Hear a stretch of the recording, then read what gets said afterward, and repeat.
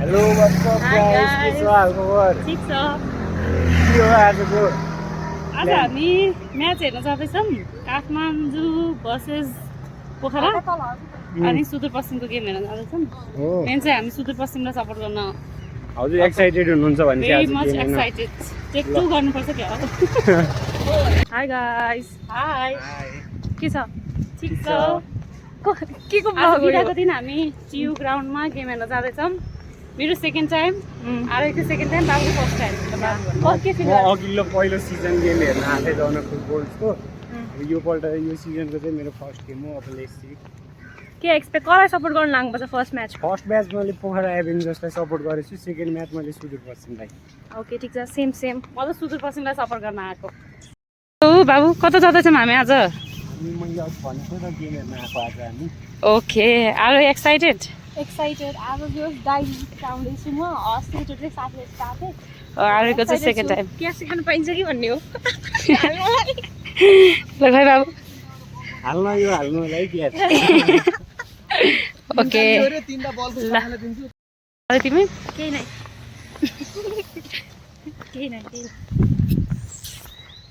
मैले के भनेको भन्दाखेरि आज चाहिँ स्वर सुक्दैन होला अस्तिको जस्तो आज चाहिँ कमै एक्साइटेड छु अब त्यति फेभरेट होइन तर जो 6 र 4 मा चाहिँ ताली बजाउनु पर्ला ओके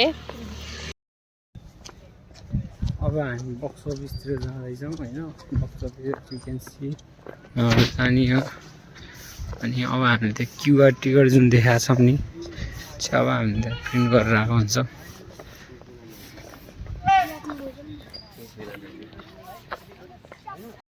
ओके गाइस हामी चाहिँ टिकट आइसक्यो है हामी टिकट लगिसक्यौँ यहाँबाट लगेको हामीले यहाँ चाहिँ अब टियु स्टुडेन्ट जोनको लागि चाहिँ टियु स्टुडेन्टहरू चाहिँ यतै आफ्नो सेन्ट्रल क्याम्पसको आइडी लिएर आउनुपर्ने रहेछ यतैबाट काट्नुपर्ने रहेछ अनलाइन नमिल्ने रहेछ अनि टियु स्टुडेन्टहरू टियु र एनसिएल जोन दुइटामा बस्न मिल्ने रहेछ अनि त्यही हो अब हामीले चाहिँ सबै अनलाइनबाट काट्यौँ अनि हामी चाहिँ एनसिएल जोन छ ल गाइस बन्धु है हामी ग्राउन्डभित्र छिरिसक्यौँ हाम्रो जोन कुन चाहिँ हाम्रो एनसिएल जोन होइन यहाँ चाहिँ लगभग छक्का चौका चाहिँ धेरै आउँदैन त्यही भएर हामी बसेर यहाँबाट चाहिँ अब यस्तो अब यहाँ भ्यू पनि देखिन्छ है ट्याक्क एनसिएल जोन भनेको राम्रो जोन खचाखच भरिन चाहिँ बाँकी छ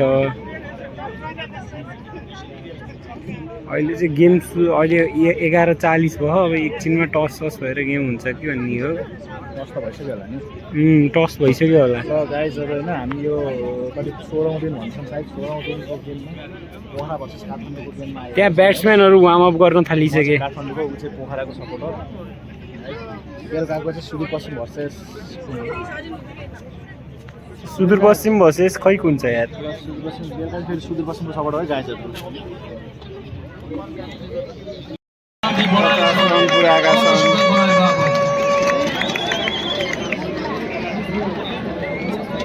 अहिलेको वानम्यान आयो गेम एकदम रोमाञ्चक हुँदैछ काठमाडौँले फाइनल्ली सम्रण हानिरहेको छ स्ट्यान्डिङ ओभेसन पाएका छन् भीम सार्कीले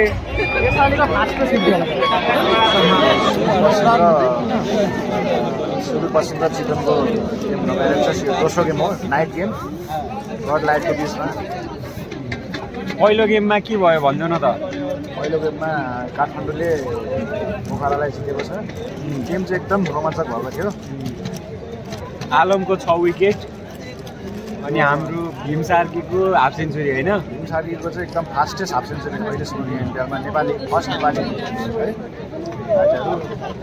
त्यही हो अब यो गेमबाट के एक्सपेक्ट गरिरहेको छु त यो गेममा अघिल्लो सिजनमा चितवनले डिस्ट्रिक्टमा सुदूरलाई हराएको हो योमा पनि त्यसको रिभेन्ज लग्नुपर्छ हो हामी चाहिँ सुदूरपश्चिमको सपोर्टर होइन त ल अब हामी के हुन्छ अपडेट गर्छ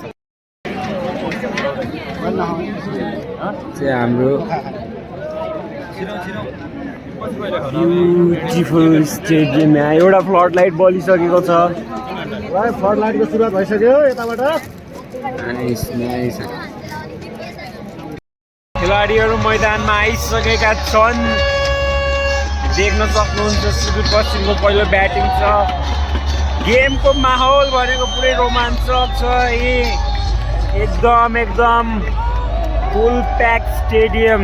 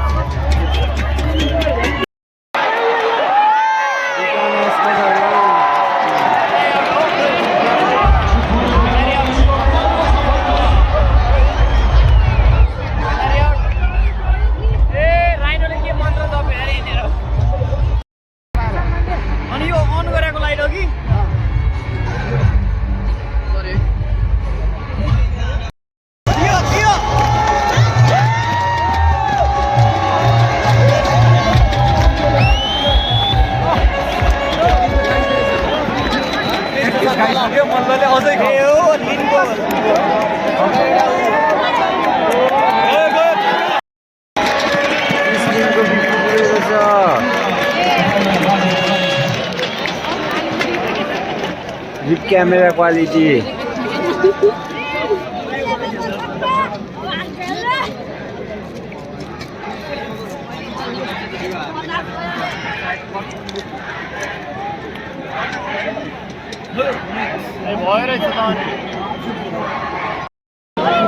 एनपिआरको रोबोटले टसको कोइन पनि ल्याउँछ कि रोबोटले। अहिले ग्राउन्डमा घुम्न आहा, गार्डन घुम्न आहा है। नमस्ते गर्छ है। यो त फेरि ज्ञानी छ, संस्कारी छ। रोबोटको नाम पनि बिहा छ नि। त्यही सोध्नु बेला ल गाइस, जसलाई रोबोटको नाम थाहा छ कमेन्ट सेक्सनमा लेख्नु ल। फर्स्ट इनिङ सकेको छ। सुदूरपश्चिमले 170 को टार्गेट दिएको छ। तिमीलाई यसमा के भन्नु छ? केही भन्नु छैन। गेम रोमाञ्चक भइरहेछ। भर्खर सेकेन्ड ओभर चलिरहेछ। हेरौँ 10 ओभरसम्म हेरौँ के हुन्छ। हामी 10 ओभरसम्म हेर्छौँ के हुँदो रहेछ। मलाई चाहिँ टार्गेट एकदम राम्रो लागेको छ।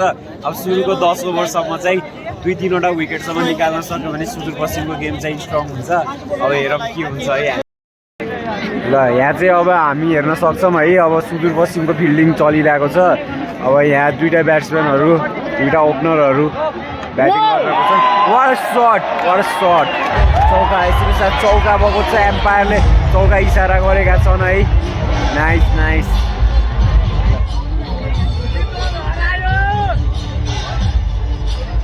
ओभर सकेको छ। भन्नुहोस् के छ प्रक्रिया? स्कोर बोर्ड हेरेर भनिदिनु न त। 10 ओभरमा 64 रन, 4 विकेट। यहाँ रवि बोपराले राम्रो खेलिरहेछन् चितवनकोबाट। अब उनी नै छन् यहाँको आश लाग्दा खेलाडी। उनी आउट भयो भने चाहिँ लगभग टिमै कोल्याप्स हुन्छ। तर गेम हो भन्न सकिन्न है। अझै पनि भने चाहिँ अहिले पनि कम्पिटेटिभ अवस्था छ लगभग। नाइस।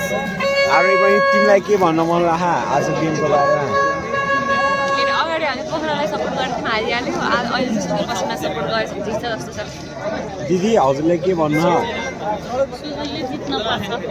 सुदूरले जित्न पर्छ। यही हो जनमासको चाहना नै यही छ। अब हेरौँ के हुन्छ साथीहरू।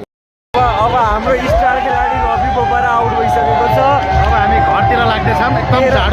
एकदम जाडो छ। 13 ओभर झन्डै 14 ओभरमा हाम्रो अहिले 90 रन मात्र पुगेको छ।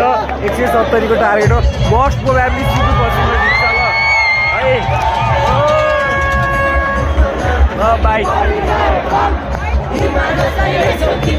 कपिराइट है।